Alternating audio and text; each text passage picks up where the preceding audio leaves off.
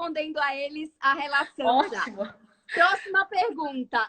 Se limpar, fazer uma limpeza de cerume, de cera de ouvido, se isso acaba influenciando em alguma causa de zumbido?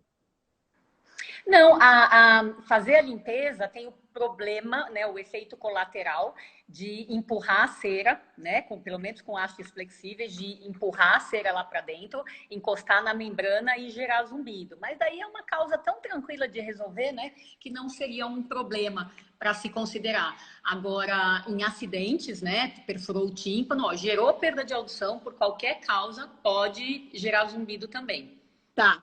Zumbido decorrente de perfuração timpânica há 10 anos. Tem tratamento, mesmo há 10 anos? Ó, se essa perda de audição da perfuração for uma perda condutiva, né? A pessoa deve ter ouvido esse nome, pelo menos, né? Uma perda condutiva é o melhor caso para operar e reverter totalmente a perda auditiva e daí reverter o zumbido.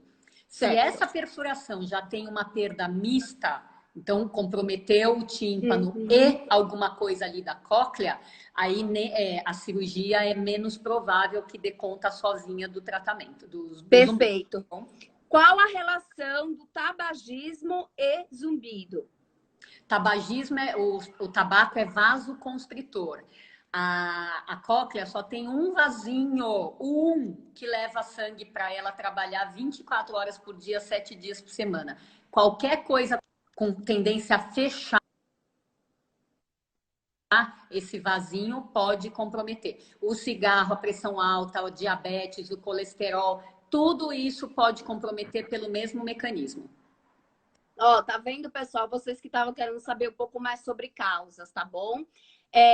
Vitamina D baixa, ela pode causar zumbido ou é só tipo um fator ali para colocar mais lenha na fogueira? Ó, esse é meu atual objeto de estudo. Tá? Ah, que legal! Porque a vitamina D cresceu muito de importância nas pesquisas. Isso é né? verdade. E até para a Covid lá na Itália acabou de sair uma publicação, né?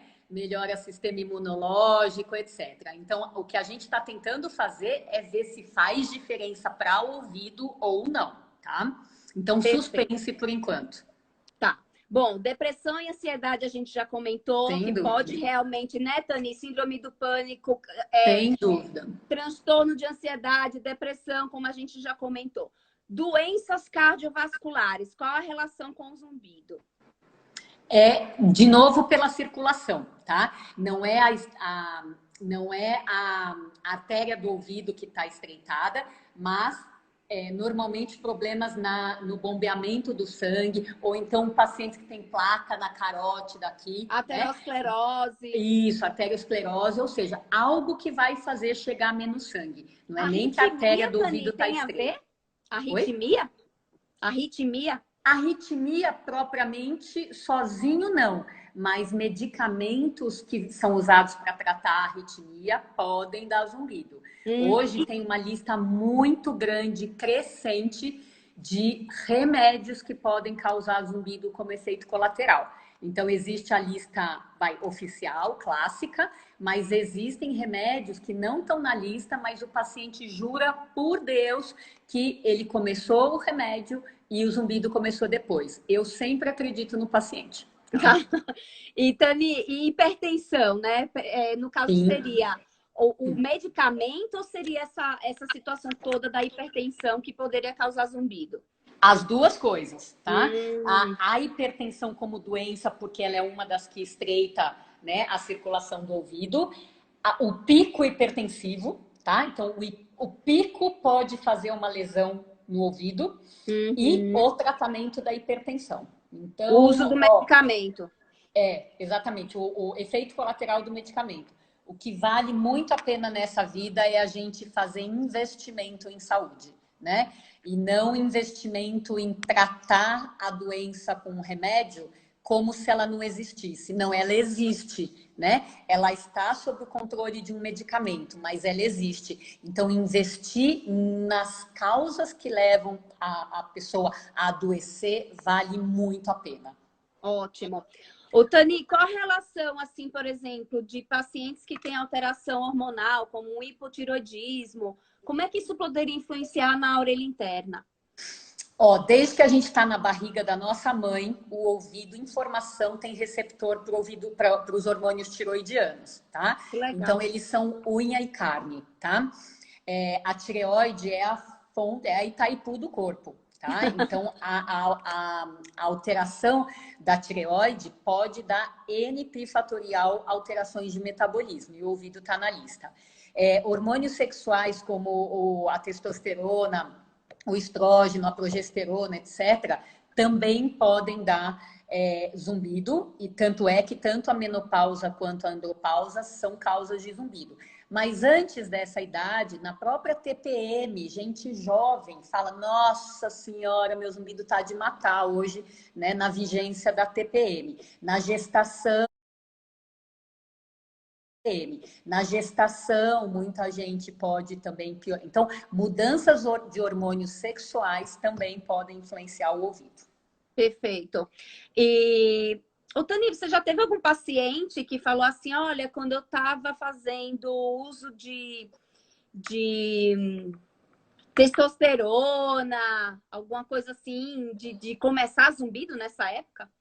De começar, não, mas um dos casos de cura foi com testosterona, tá? Foi uma mulher Ah, que com 51 anos e a menopausa, o climatério dela deu uma baixa enorme de testosterona. Então, ela foi repor por causa do exame de sangue alterado e dentro da reposição para aquele exame o zumbido sumiu. Então, a indução de zumbido por testosterona não é uma coisa que vem muito parar aqui na minha mão, não. tá. Além do doce, que foi citado aí por mim, pela minha história, quais são os alimentos que mais poderiam influenciar no zumbido? Que esses seguidores teriam que ter um certo cuidado. Com certeza, por várias pesquisas, com e sem o ouvido no meio, hoje a gente tem que tomar cuidado com dois tipos de alimentos que fazem pico de insulina. Doce é o principal, tá? Mas os carboidratos simples também, né? Pão, massa, arroz, batata, né? A pizza, ou seja, o que é gostoso. Faz pico de insulina e pico de insulina muda a bioquímica do ouvido e aumenta a chance de zumbido, de tontura, perda de audição e ouvido tampado. E o outro tipo para tomar cuidado é alimento inflamatório. O doce também está nessa categoria, o glúten, né, a farinha de trigo, está nessa categoria e os lácteos também, não só por causa da lactose, que é o açúcar do leite, mas também pela caseína, que é a proteína do leite, tá?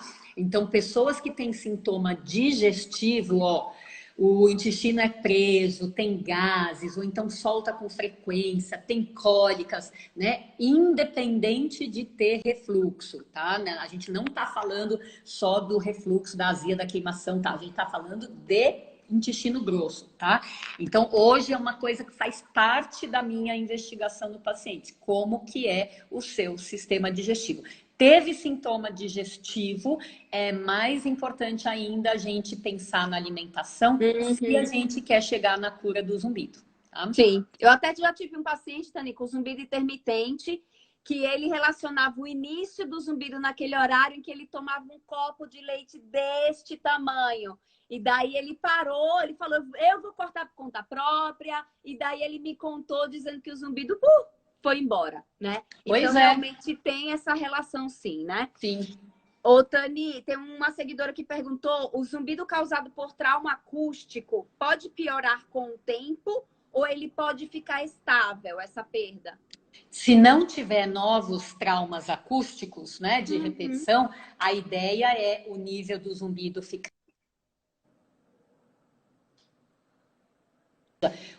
A condição do ouvido não muda, não melhora, porém melhora o incômodo, tá? Isso pode acontecer, tá? Mas não existe tendência de piorar por causa de um trauma acústico. Perfeito. Eu só vou dar uma última olhadinha aqui nos comentários para a gente ir finalizando. Deixa eu ver se tem alguma pergunta aqui específica. Tani, fale um pouquinho da síndrome de Meniere. No caso, como é que é a característica do zumbido para quem tem síndrome de Meniere?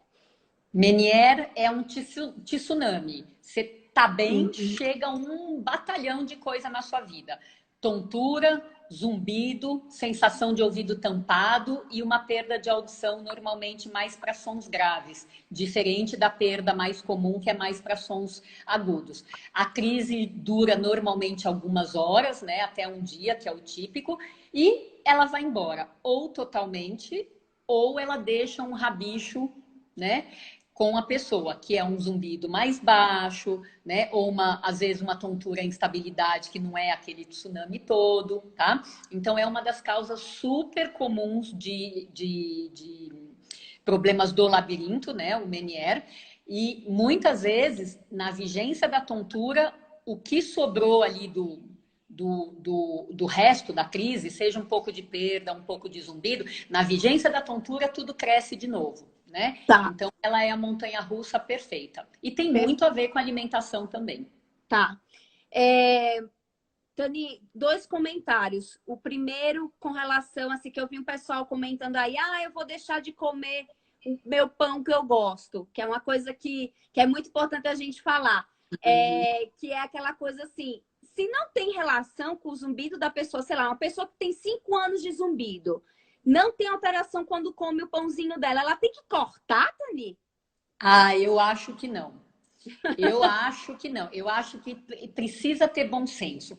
A gente corta no máximo para fazer um teste, tá? A gente sabe que uma alimentação absolutamente sem prazer para a pessoa não vai para frente, né? E toda dieta que se preza tem que ter pelo menos o dia do lixo, tá? Mas o que eu acho que super vale a pena é, na dúvida, faz um período sem. E daí sim você vai ficar com uma resposta, olha, para mim faz diferença ou para mim não muda nada. Mas passar pela experiência de fazer uma restrição temporária é super rico, é muito bacana, é para fazer o bem-vindo. teste, né, Tani, de 30 Exatamente. dias, né? Exatamente, é o teste terapêutico. Afinal, quantas pessoas já não passaram pela gente com essa história? Nossa, eu não sabia que podia ser disso, eu tirei para experimentar e daí eu vi que o meu melhorou. Ótimo, ótimo, né? Exatamente. Essa é conduta de bom senso, sem radicalismo. Bom, café. Tem gente perguntando aqui, até quantos cafezinhos eu posso tomar? Adoro café, me acabo no café. Até quanto eu posso tomar para que isso não afete meu zumbido? Gente, cada um é cada um. Não põe matemática na medicina que esse negócio não dá certo, tá?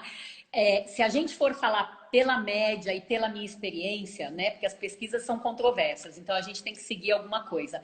Eu sugiro no máximo 4 cafés por dia, tá? Acho que isso dá para matar a vontade. Se a pessoa precisa de 10, né? Tenta tomar descafeinado que tem menos cafeína. E é um teste. Se você toma uma garrafa térmica inteira e você não tem zumbido, não é ansioso, não tem taquicardia, não fica com a pressão alta, não tem tontura, você não tem nada, você é imune a dose da cafeína, se você é imune, vai fundo, tá?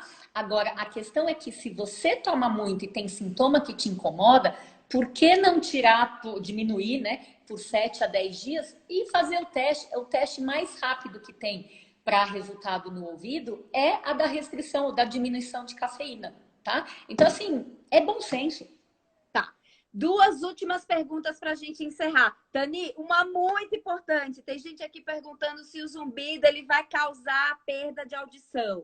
Não, pelo amor de Deus, o zumbido não tem esse poder. Então, quem tem esse medo específico para o futuro, se esse zumbido ficar na minha orelha, eu vou ficar surdo, corta esse medo. O zumbido não tem esse poder. Quem pode te deixar surdo é um conjunto de coisas da vida moderna e um conjunto de problemas que você pode ter dentro do corpo, mas não o zumbido. Perfeito. E para a gente encerrar, que talvez eu não sei se o pessoal pegou logo lá no início, onde a doutora Tani falou, o tratamento é personalizado. Tem muita gente perguntando, qual medicamento para zumbido? Karina, às vezes eu acho que eu nunca vou parar de ouvir essa pergunta. Não tem pesquisa não tem pesquisa, não tem junta médica, não tem congresso que vai fazer essa pergunta desaparecer, né? Então, eu não acho que vale a pena responder, não, viu? Você salva aí a live e pede para